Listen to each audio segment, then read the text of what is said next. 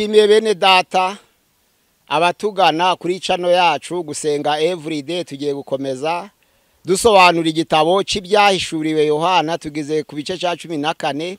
Abadukurikira bose mu mahanga yose, ariko cyane cyane mu gihugu cy'u Rwanda, abakurikira ubutumwa bwiza bw'igitabo cy'ibyahishuwe, tugiye gutanga ubusobanuro. Dutangiriye ku gice cya 14 niho twageze ubushize, tuganira ukuntu marayika uvuye ku gicaniro yasanze marayika wundi ari we wicaye ku gicu cyera. Ahangaha baratubwira umwana w'intama n'abacunguye bageze mu ijuru. Marayika none uturutse ku gicaniro asanga marayika wundi ari we wicaye ku gicu cyera, bavuga ngo ni umwana w'intama, ni we Yesu Kristo. Aramubwira ngo ahura umuhoro. Uwo marayika yari afite umuhoro mu ntoke ze. Marayika noneho uturutse ku gicaniro aramubwira ngo ahura umuhoro. Umuzabibu urahishije, imbuto zawo ziranetse. Ahura umuhoro. Abanyabyaha bakoze ibyaha birirundanya, birazamuka bigera ku Mana. None igihe gerageze cyo guhanwa. Umuzabibu ushushanya abantu. Imineke ihishije cyangwa se inzabibu zihishije zishushanya kwirundanya kw'ibyaha bikaba bigeze ku musozo. Noneho umuhoro ni igikoresho cyo guhanisha. Aramubwira ngo ahura, yahura umuhoro. None haketa agesa imizabibu. Iyo mizabibu yari inetse ayijugunya mu muvure. Wa muvure bengesherezamo ibirenge, barabikandakanda bihinduka umutobe. Wa mutobe niwo waje guhinduka amaraso yazamutse agera ku mikoba y'amafarashi.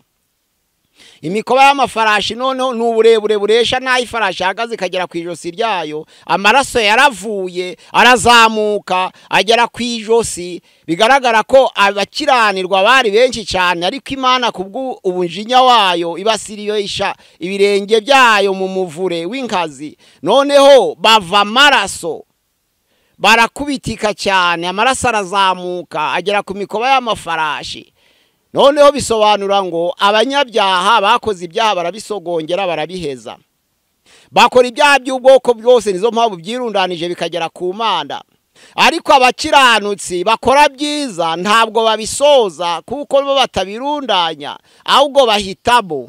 Ubwo abanyabyaha nubwo bazarimbuka, ariko bagize amahirwe bari mu isi kuko babisogongeye bakabiheza bakabirangiza. Ariko nabigiye cyo guhanwa kirageze. Tugiye gutangira noneho ku byago 7 bisukwa mu isi. Aho niho twagarukiye ubushize. Ibyago 7 byagaragazaga inkazi y'umujinya w'Imana. Biraje bigiye gusuka ku isi ku bakoze ibyaha. Haje kuboneka inyanja y'ibirahuri ivanze n'umuriro. Iyo nyanja y'ibirahuri mu byahishuye 4 ku murongo wa 8 kugeza ku wa 9 yashushanyaga iteraniro ry'abakiranutsi. Niyo nyanja y'ibirahuri bari imbere y'intebe y'imanza, bari imbere y'Imana ibagenzura. Hano inyanja y'ibirahuri ivanze n'umuriro n'abantu benshi, kuko inyanja n'abantu benshi batabarika, ariko umuriro bisobanura ngo kurimbuka. Bari abantu benshi bari imbere y'intebe y'imanza, ariko bagenewe kurimbuka. Abo nabaramije ya nyamaswa n'igishushanyo cyayo. Ni babandi biyunze n'ubutegetsi bw'isara b'itorero bakarengerera amategeko y'Imana, nibo bagiye kurimbuka. Iruhande rwabo hari abakiranutsi, babandi bameshe ibishura byo bakabyegesha amaraso y'umwana w'intama. Babandi bahagaze baze guhamya kwa Yesu, bari bahagaze iruhande rw'iyo nyanja y'ibirahuri bivanze n'umuriro. Abari bageneye kurimbuka bari uruhande rwabo.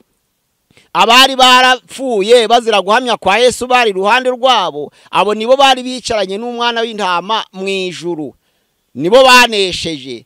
Bisa no muri Matayo 25 umurongo wa 31 havuga ngo ubwo umwana w'intama azaza mu bwiza bwe, azabarobanura nk'uko umungeri arobanura intama mu ihene. Intama ntizazashira iburyo, ihene azazishira ibumoso. Azabwira abari iburyo bwe ngo muze, abo data yahaye umugisha, muragwa ubwami bw'iteka mwarazwe kuva kuremwa kw'isi.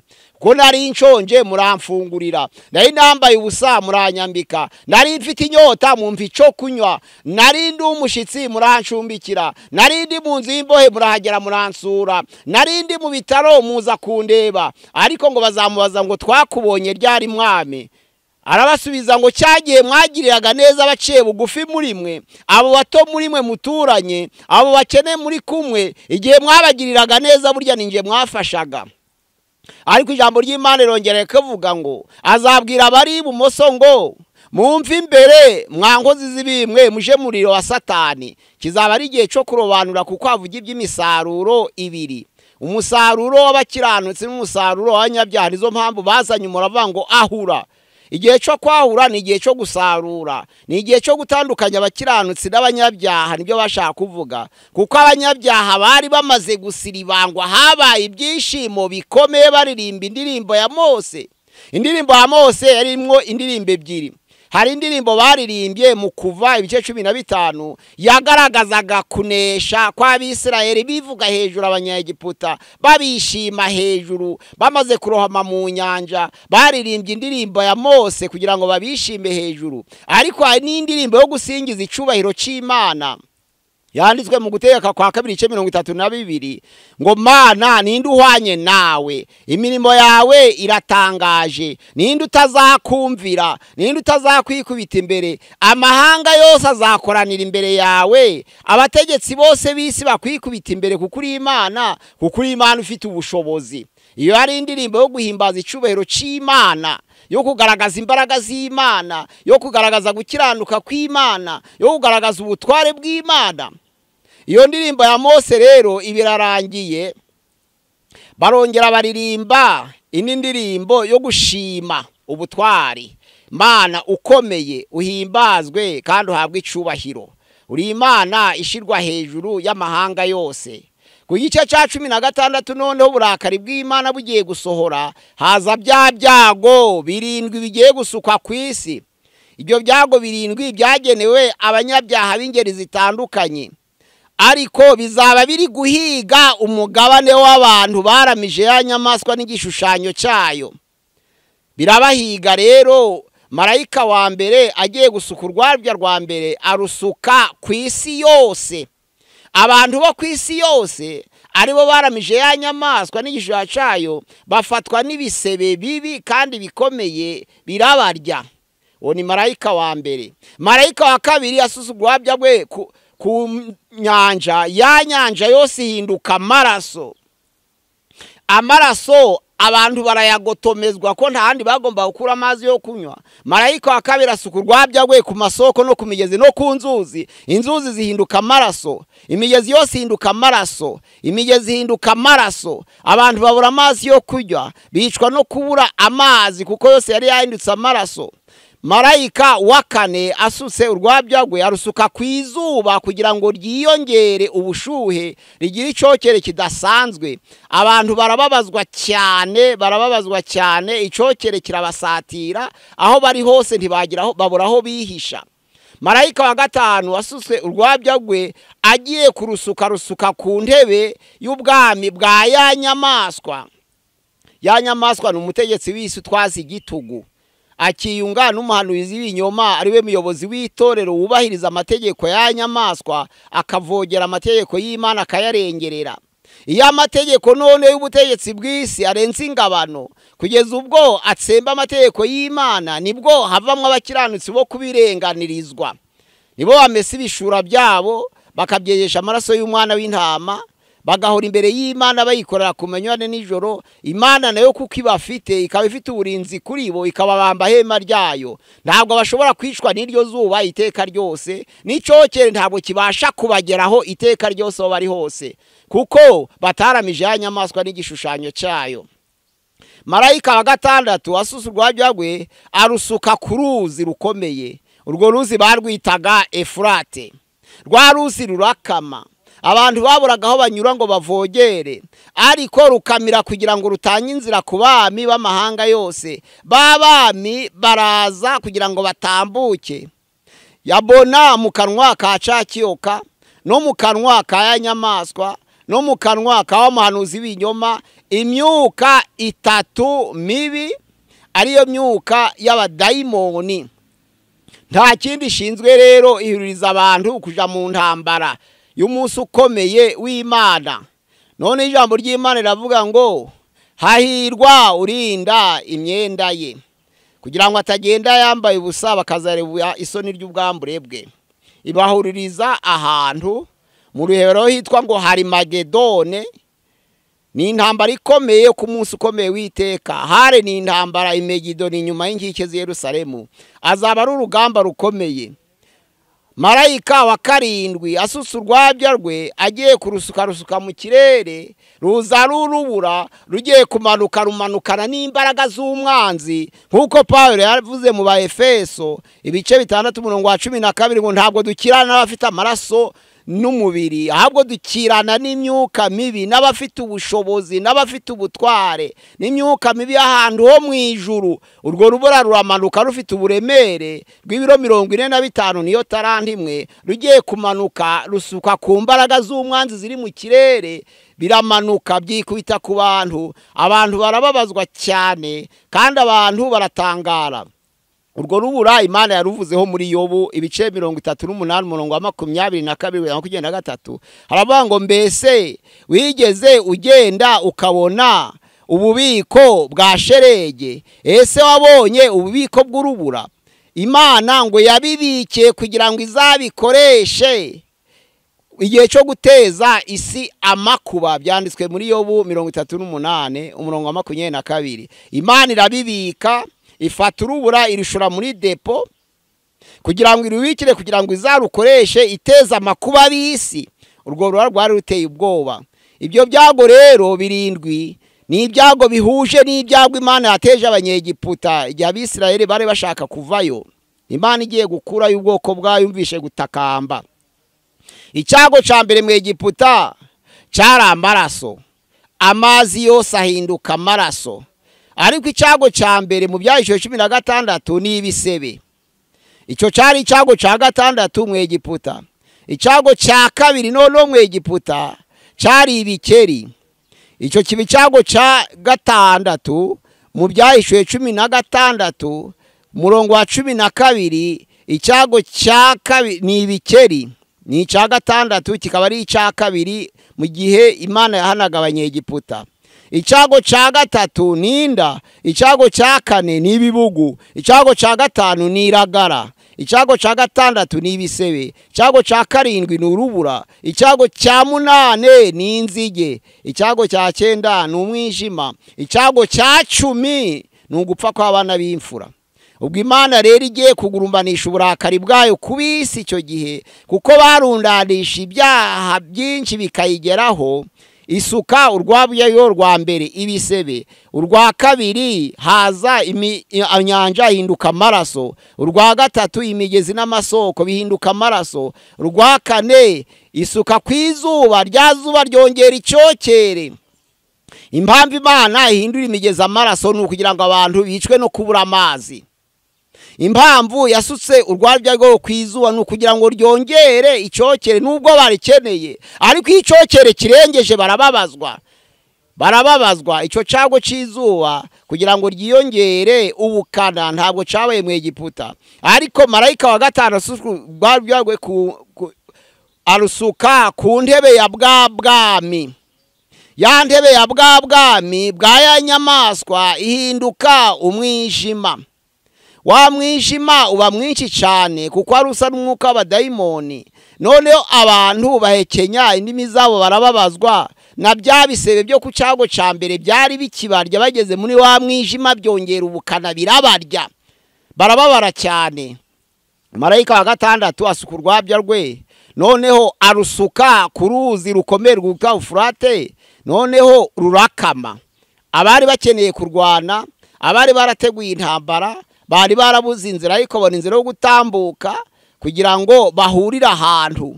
Ya myuka itatu ivuye mu kanwa ka cya kiyoka no mu kanwa ka ya nyamaswa no mu kanwa ka muhanuzi w'inyoma niyo yabashe kubakurura bari mu mpande enye z'isi, ibahururiza mu ntambaro ku munsi ukomeye w'Imana. Uvuga ibihangange byo kwisi byose, amahanga yose azakoranira kurwana iyo ntambara. Hari umumeri kumwe waje yagiye kubaka inzu ye ikomeye ahitwa Imegido. Amaze kuyubaka aravuga ngo azayituramo ategereze uburakari bw'Imana. arebe imirimo izakorwa no kurimbuka n'ibizaba muri iyo ntambara. Ariko yibagije ko intambara azaba ari intambara yo ku munsi ukomeye, izaba ari intambara ihuza amahanga yose, azaba ari intambara ikwiye isi. Ntabwo ari intambara izagwanira mu mbuga ye, azaba ari intambara yo kurwanira ku isi yose. Ntabwo ari intambara kugira ngo birebe byose, ntabwo azabishobora kuko ari umwana w'umuntu. Noneho rwa rubura rwaramanutse ruzana imbaraga zikomeye cyane, bibabaza abantu. Cyari cyago cya karindwi. Ubwo icyo cyago cya karindwi mu byahishuwe cyabaye mu kuva, cyabaye icyago cya munane. Mu byahishuwe 17 batubwira noneho uko maraya yakoranye na ya nyamaswa. Aratubwira ngo umwe muri ba bamarayika 7 bari bafite za nzabya ndwi. Nizo za nzabya zari zuzuye umujinya w'Imana basutse ku isi, abisi bahura n'ibyago bikomeye. Noneho arambwira ati, ngwino nkwereke iteka maraya ukomeye azacirwaho, yicara ku mazi menshi, niwe uzasambana n'abami b'isi. Abari mu isi bose bagasinda inzoga, aribwo busambanyi bwe. Ba bamarayika bakoresheje guhana nibo umwe ahamagaye mwiyerekwa ngo umwe muri ba bamarayika arambwira ati, yabwiraga Yohana aho yari ari mu kirwa cy'Ipatiba, aramubwira ngo ngwino nkwereke maraya. Inyamaswa n'ubutegetsi bw'isi butwaza igitugu. Maraya ni itorero, kandi itorero rigizwe n'abagore 4, kuko itorero rishushanya umugore. Ku mugore hariho umukobwa, ku mugore hariho umwari, ku mugore hariho umugeni, ku mugore hariho maraya. Hano ntabwo turi kuganira ku mwari, hano ntabwo turi kuganira ku mukobwa, hano ntabwo turi kuganira ku mugeni, ariko byose bishushanya itorero. Hano tugiye kuganira kuri maraya, rya torero ryakomeye rigakorana amasezerano n'ubutegetsi bw'isi, bamara bakavogera amategeko y'Imana. Ya mategeko y'isi akarenga ingabano, yamara kurenga ingabano noneho bakaba ibyigenge. Uwo ni maraya. Ni itorero ryunzwe n'ubutegetsi bw'isi, rivogera amategeko y'Imana, rirayarengerera, ntibongera kuyakurikiza, ahubwo rikurikiza amaheme y'isi.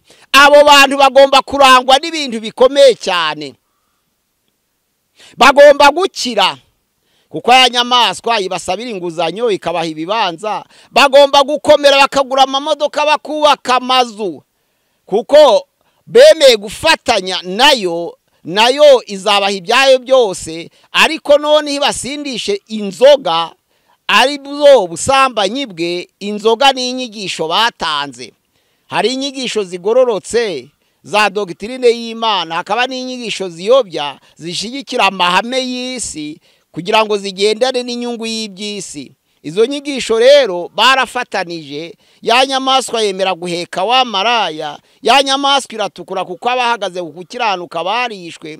Bari abatambyi, bari intumwa, bari abahanuzi, bari abera. Barababazwa kuko banze kwakira ikimenyetso cya nyamaswa. Uwemeye gufatanya nayo n'afite abambari be bemeye gufatanya na ya nyamaswa, ariko abahagaze bashikamye mu gukiranuka kwabo baratotejwe, barahigwa, barababazwa. Ibyahishuwe 16 ku murongo wa 6 turavuga ngo bavushije amaraso y'abakiranutsi, bavushije amaraso y'abahanuzi, bavushije amaraso y'abera. Nawe Mana, igihe kirageze ngo bagotomeze amaraso, kuko ari byo bibakwiye. Icyo cyari igihano kibasohoyeho.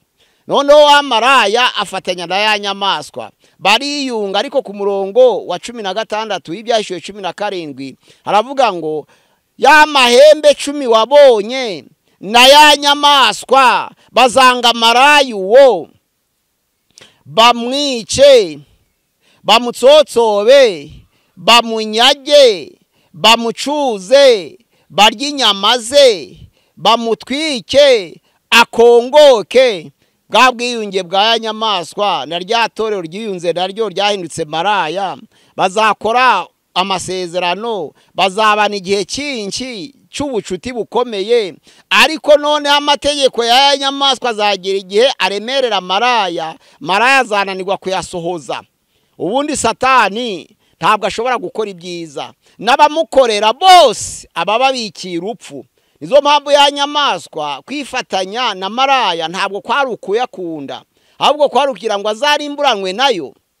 None ijambo ry'Imana riravuga ngo ya mahembe 10 wabonye na ya nyamaswa wabonye nibyo bizahindukira byange maraya uwo, bimunyage, bimucuze, birya inyama ze, bimutwike, akongoke. Bisobanura ngo wiyunga na Satani igihe kirekire akakumenya, yamara kukumenya nta kindi akubikira ni urupfu. Iyo agiye kuguhindukirana arakwica, baba bera arabica, baba abanyabyaha arabica, kandi igituma bashira mu byaha ni ukugira ngo azabice. Nizo mpamvu bavuga ngo ibihembo by'ibyaha ni urupfu, ariko impano y'Imana ni ubugingo buhoraho muri Yesu Kristo. Nta kindi kizana Satani rero, ni umwicanyi, ni umurimbuzi, ni umugome, ni ukuza gusa kwica abantu, ni ukuvusha amaraso. Ya nyamaswa yagendaga igaragaza urutuku rugaragaza amaraso, nta cyiza yakoreye abanyabyaha. Nizo mpamvu yahindukiranye maraya.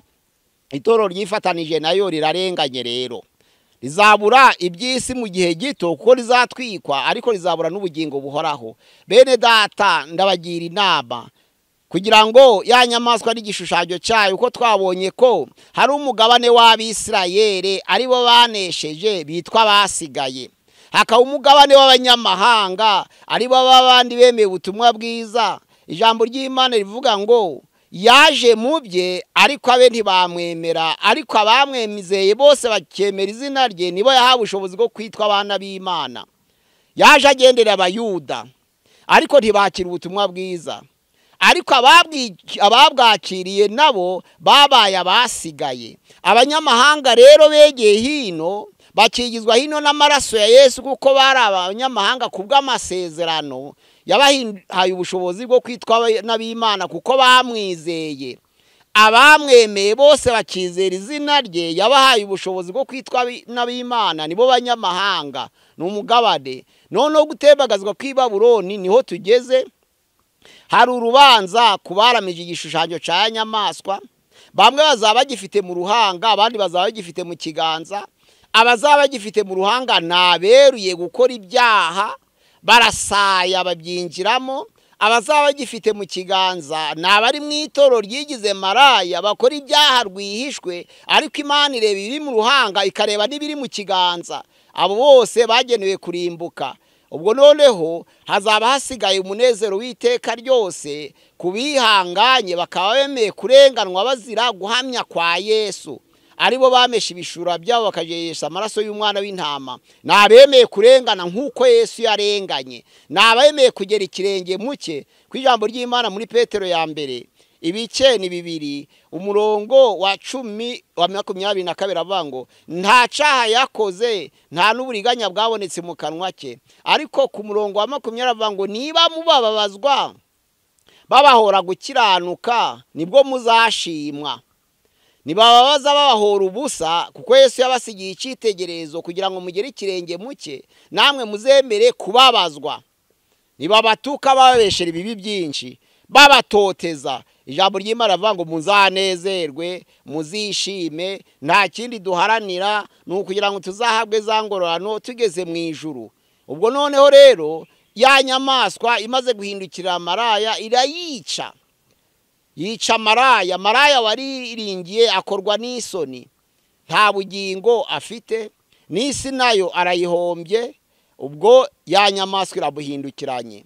Ku Byahishuwe 18 haje irimbuka ry'i Babuloni. Noneho rero iraguye, nijwi ryaturutse mu kanwa ka marayika uwo.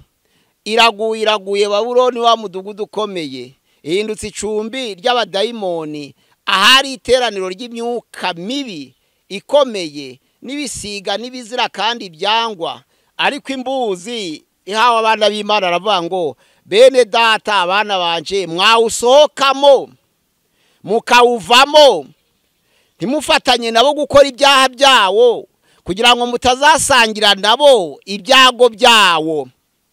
Abantu bafatanije na Babuloni gukora ibyaha nibo bategereje kuzasangira nawo ibyago byawo. Ariko ni muwusohokemo bana banje, muwusohokemo. Babuloni wa mudugudu ukomeye wasindishije amahanga yose. Ijambo ry'Imana riravuga ngo igihe cyo kurimbuka kwabo, ubukire bwabo, ubutunzi no kwishira hejuru kizaba kigeze.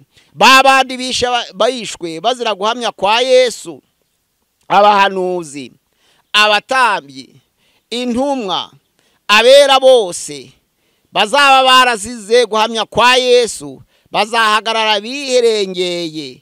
Ibyahishuwe 18 ku murongo wa 20 ngo nabo bawisekere bawishime hejuru. Baravuga ngo mbese nawe wabona ibyo uko atoteje abera, Imana igeze igihe cyo kugutomeza amaraso, nawe wabona urwo watwikwa n'umuriro amahanga yose agatangara. Nabo batangira kuyisekera bawishima hejuru, babonye amakuba awugarije. Baravuga ngo watungishije amahanga, wari ufite izahabu n'amabuye y'agaciro, wari ufite ibiti bihenda, wari ufite ibyuma n'ibishushanyo byakozwe mu izahabu, ariko ibyo byose bihindutse ubusa. Nawe uramwaye, nawe urahombye, urabibuze. Maze bawisekere. Ijambo ry'Imana rivuga ngo namwe abakiranutsi bataramije igishushanyo cya nyamaswa nibyo bibaye ibihembo byanyu. Gutoteza umurwa wa Babuloni gugatwikwa imbere yanyu, namwe nukugira ngo mwishimi uyu munezero, mubonye uko wabatoteje nawe ugurumanya imbere yanyu, namwe muwishime hejuru. Azaba ari uburenganzira none bwo kwishima hejuru wa mudugudu ukomeye wa Babuloni. Babuloni ni ubutegetsi bw'isi bwifatanije n'ubutegetsi bw'itorero. Ijambo ry'Imana mu Byahishuwe 13 murongo wa 1 haravuga ngo gihagarara ku nyanja, mbona inyamaswa iva mu nyanja, yari ifite amahembe 10, yari ifite n'imitwe 7, kandi ku mahembe yayo 10 hari ibisingo 10 n'amazina yo gutuka Imana. Amazina yo gutuka Imana bishanga amazina yo kwigereranya n'Imana. Babuloni yari yarihimbaje, irizamura yigereranya n'Imana, ariko ijambo ry'Imana rivuga ngo iyo nyamaswa nabonye rero kuko yasaga n'ingwe, amajanja yagasa n'aya aruko, akanwa kayo kagasa n'akintare, cya kiyoka kiraza kiha imbaraga n'ubutware bwacyo. Ni ukuvuga ngo Satani abeshejwe no gutanga imbaraga ku bami b'isi, araza kinjira mu mitima yabo, akaba hata gutegekesha igitugu, bakabikora batabizi kandi binjiwemo n'umwuka mubi. Kurya umwuka mubi winjiye mu mutima wa Yuda muri Luka 22:3, niko umwuka mubi uva kuri Satani akinjira mu mitima y'abayobozi b'isi, bamara bagategekesha igitugu bagakora karengane.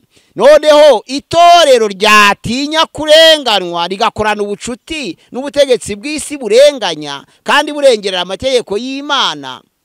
Noneho bakwiyunga nabo bakarokoka karengane, ariko none ntibandikwe mu mubare bazicara kuri ntebe bari hamwe n'umwana w'intamba bageze mu ijuru, ntibazagereyo, bazicwa kuko azayihindukirana. Noneho yinjiza umwuka mubi mu bategetsi b'isi, bategekesha igitugu, bagirana amasezerano n'itorero. Ayo mategeko arengerera amategeko y'Imana, ubundi amategeko y'isi arenze ingabano z'amategeko y'Imana. Nibwo abera b'ikinyejana ca mbere bemeraga kubirenganirizwa. Igihe kimwe umwami Dariyo amaze gufata ubutegetsi, ni ingoma y'Abamedi n'Abaperesi yari imaze guheka ubutegetsi bw'Abakarudaya. Baravuga ngo ubwamwoka arabiri, kandi idubu ryari rifite urubavu rwemye n'uruciye bugufi, kuko Abaperesi barushaga imbaraga Abamedi. Batoranya Dariyo w'Umumedi, yari afite imyaka 62 kugira ngo umutware w'igihugu. Amaze gutegeka baravuga bati Daniel ni umukiranutsi utunganye, ntumwiteshe. Yakoranye na Nebukadineza amurotorera inzozi, akorana na Belushazari asobanura inyandiko yananiranya abakonikoni batsinzwe bananiwe, ndetse bari bagiye kugera igihe cyo kwicwa, ariko Daniel abagamo umwuka w'Imana ihoraho araza arabisobanura, abintoni kuri Nebukadinezari no kuri Belushazari. Dari yamaze gufata ubutware rero, abajenama baramubwira ati yegereze Daniel. Ariko igihe kimwe amategeko y'Abamedi n'Abaperesi yari yarasinywe yuzuye neza. Daniel kuko ari intoni kuri Dariyo, agaba igihugu cemwe ibice 3, amugira umutware muri abo 3 bategeka kimwe cya 3 cy'igihugu cye. aramutonesha, maze abamedi n'abaperesi baramurakarira cyane, bashaka ikintu cyakuraho Daniyeli barakibura, kandi ari icegera cy'umwami. Ariko begera umwami baravuga bati Dariyo nyaguhoraho mwamukomeye. Harya amategeko y'abamedi n'abaperesi hari ubwo avuguruzwa? Ati ntavuguruzwa. Amategeko yacu ntavuguruzwa. None hari itegeko twibagiye gushira mu mategeko y'abamedi n'abaperesi atavuguruzwa, kandi iryo tegeko ni ingenzi, niryo rizabasha kubaka igihugu cyacu. Umwami Dariyo yatenirihe baramubwira batumva, shiraho itegeko rivuga ngo mu minsi 30 umuntu uzasenga indi mana atari wowe Dariyo azajugunye mu rwobo rw'intare. Hamye iryo tegeko, kuko Dariyo yumvishe ko bashaka kumushira hejuru, niko abami bisi bameze. Iyo wumvishe ko bagiye kuzamurwa, iyo wumvishe ko bagiye gutegeka, iyo wumvishe ko bagiye kongererwa ubutware, bagira imbaraga cyane. Dariyo arishima aranezererwa, iryo tegeko ni murizane. Bati umuntu wese uzasenga indi mana mu minsi yose 30 igenzuwe adasenze wowe Dariyo azajugunye mu rwobo rw'intare. Amaze kurishiraho ararisinyira. Bari bazi ko Daniyeli asenga imana ye igihe cyinshi. Noneho Daniyeli mwiyerekwa abona ko bashizeho ingamba zo gufata abantu bose bazasenga imana. Yarazi ko imana ye i Yerusalemu ikomeye kurisha imana z'abamedi n'abaperesi. Arabirinduka yugurura amadirisha yerekeye Yerusalemu, akaja asenga 3 ku munsi. Akaba ariko abigenza, kuko yumvise ko inama zagiwe zo gufata abantu bose basenga indi mana, kandi akaba yarazi ko imana yari imana ikomeye kandi horo yiringiye. Akingura amadirisha yerekeye Yerusalemu, akaja asenga 3 ku munsi. Baramubona baravuga bati mwami rero umuntu yabonetse, hari uwasenze indi mana adasenze wowe. Yabaye Daniyeli. Uyu munsi nta ntwari zikiboneka zo gusenga nka Daniyeli. Iyo bavuze ngo mwisenga baraceceka, ariko Daniyeli baramubwiye ngo wisenga, aravuga ati ubwo muvuze ngo ne gusenga ndakuba 3. Imana yanje ndabizi ko ibizi, kandi imana nsenga izi migambi yanje. Noneho baramufata bujugunya mu rwobo rw'intare. Ariko Dariyo kuko yarazi ko ari icegera cye kandi ari umukiranutsi utunganye kandi nta mafuta agira, niko mu Byashuwe 6 avuga, arababara cyane, ntiyasinzira, ntiyarishwa goheka. Ijambo ry'Imana rivuga ngo ntiyasinziye, nuvuga ngo ntiyigeze aryama, yarahagaritse umutima ku bwa Daniyeli. Ariko mu gitondo yarazi ko Daniyeli intare zamuriye, apfa gushishoza avuga ati Daniyeli mugaragu w'Imana ihoraho, ese Amana watubwira gukorera yabashe kugisa inzara z'intare? Daniyeli aritaba ati karame mwami, imana yacu dukorera ibasha kudukiza. None imana yanje nanje yohereje marayika wayo abumba iminwa y'intare, ntaco zantwaye, kuko nabonetse mu maso yawe ntafite icyaha, kandi nawe nubwo wari wasenye ntaco nagucumuyeho. Abarishimye aravuga ati sohoka Dariyo. Asohoka Daniyeli. Daniyeli asohoka ari muzima, intare zamwinukirije ntizamukoraho. Uko niko abakiranutsi b'Imana bari bakwiriye kumera. Uyu munsi iyo bavuze ikintu cy'akarengane abantu bose barihisha, ariko bamara bakavuga ngo abazi Imana bazakora iby'ubutwari. Ba Daniyeli babise intwari kuko bemera kujugwa mu rwobo rw'intare, bakabyemera. Ba Sadurake na Meshake na Abedenego babise intwari kuko bemeye gutererwa mu itanura ry'umuriro, uwacana umuriro mwinshi ukubye 7 inshuro y'uwahanaga abanyabyaha igihe cya Nebukadineza. Ninde mukristo akwemera kuwinjiramo kugira ngo adahakana izina ry'Imana? Ko abantu bavuga ngo abazi Imana bazakora iby'ubutwari, ni ibihe by'ubutwari bakora batarigeze bemera kurenganirwa izina ry'Imana? Ku ijambo ry'Imana riravuga ngo hahirwa abarenganirizwa gukiranuka, kuko ubwami bwo mu ijuru ari ubwabo. Niba ibyago biza ugahakana, haba amahoro ukavuga ubutumwa bwiza ushize amanga, uzashimwa iki? Ku ijambo ry'Imana riravuga ngo bahumurize imitima y'abera, bababwira ko bagumya gukomera no kwihangana, kandi bemere ko bakwiye guca mu makuba niba bashaka kwinjira mu bwami bw'Imana. Wowe ukavanga abazi Imana bazakora iby'ubutwari. Ninde mukristo wakora iby'ubutwari atabasha kwemera kwinjira mu itanura ry'umuriro? Ninde mukristo uzakora iby'ubutwari atekwemera kujugunirwa intare? Ninde mukristo uzakora iby'ubutwari atekwemererwa gukereshwa urukero? Bakereshwe inkero, bajugunyiwe intare, bishwe n'inkoni, bishwe n'inkota, bishwe uburyo butandukanye, bajugunywa mu muriro ndetse batwikishwa amavuta.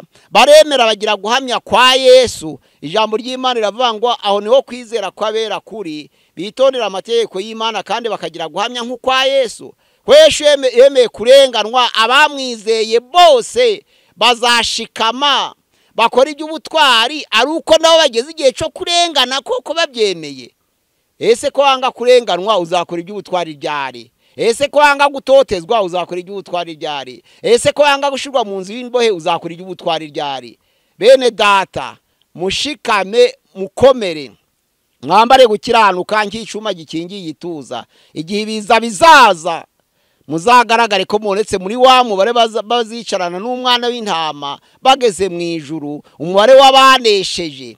Imana yacu idufashe kandi duhe gushikama, twirinde Babuloni n'inyigisho zabo. Izo nzoga ni inyigisho z'ibinyoma ziyobya, zikanezeza abantu, zikabizeza ubukire no kugubwa neza bari hano mu isi, ariko hano mu isi nta byiza bihari. Pawulo yakoze umurimo w'Imana hano mu isi, nuwe bukire yasize ku isi. Petero yigeze abaza Yesu ngo ko twagukurikiye tuzahabwa iki? Yesu aravuga ngo abankurikiye bagasiga byose ku bw'izina ryanjye, bagasiga amazu, bagasiga amasambu, bagasiga imiryango, bagasiga ubutunzi, bagasiga inka zabo, bazabihabwa inshuro 100. Ni bande basize amazu muri ba Petero na Yohana? Petero yasize amazu angahe? Bartolomeyo yasize amazu angahe? Tomasi yasize amazu angahe?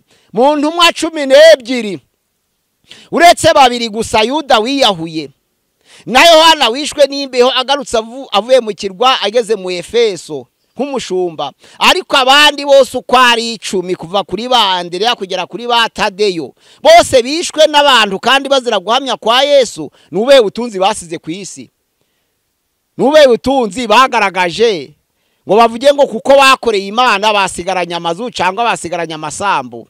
Abakristo bungu basigaye bararwana ku masambu no ku mazu.